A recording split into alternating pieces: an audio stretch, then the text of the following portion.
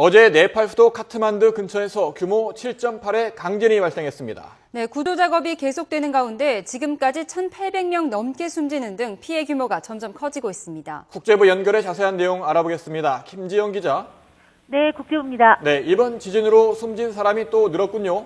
네, 밤새 수색과 구조 작업이 계속되면서 희생자 수도 시간이 갈수록 늘어나고 있습니다. 외신마다 수치가 조금씩 다르긴 하지만 현재 사망자 1,800여 명, 부상 4,700여 명으로 파악되고 있습니다. 사상자는 더 늘어날 것으로 보이는 가운데 사망자가 4,500명에 달할 수 있다는 전망까지 나오고 있습니다. 현지 언론은 지진이 발생한 곳이 주민 250만 명이 거주하는 인구 밀집 지역인데다가 낡은 건물이 많고 길이 좁아서 피해 규모가 크게 늘 수 있다고 전했습니다. 또 인도와 중국, 방글라데시 등 이웃 국가에서도 50여 명이 숨진 것으로 파악됐습니다.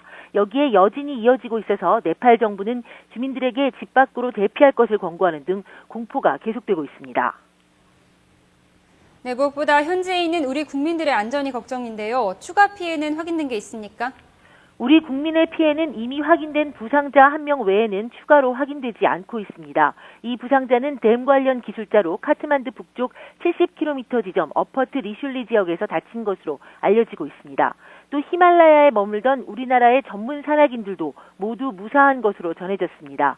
대한산악연맹 관계자는 에베레스트 베이스 캠프에 머물고 있던 4개 원정대 20여 명으로부터 무사하다는 연락을 받았다고 밝혔습니다.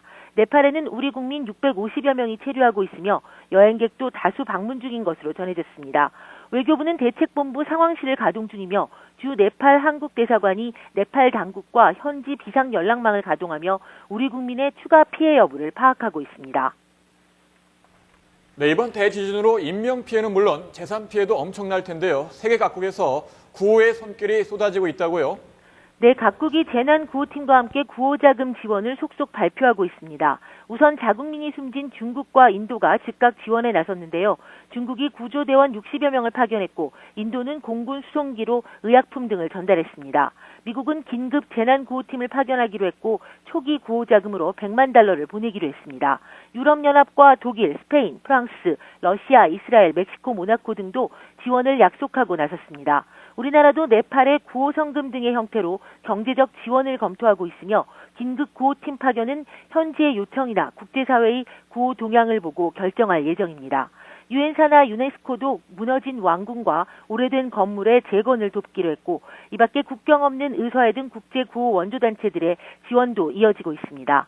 반기문 유엔 사무총장이 깊은 유감을 표했고 프란치스코 교황도 희생자를 애도하는 전보를 보내는 등 세계 저명 인사들의 애도 메시지도 전해졌습니다. 지금까지 국제부에서 YTN 김지영입니다.